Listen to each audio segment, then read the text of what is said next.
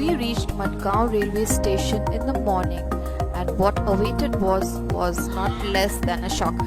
We were informed by the porter that we would have to take Vinny's wheelchair via the luggage route, which was through the railway tracks. We were very disappointed. Thankfully, as of today, there are ramps in all the stations of Goa.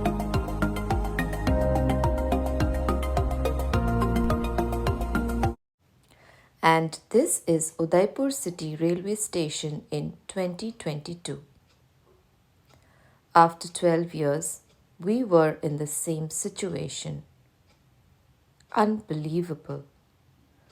But we heard that Udaipur is going to be a smart city soon.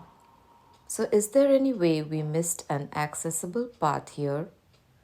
Do let us know in the comments.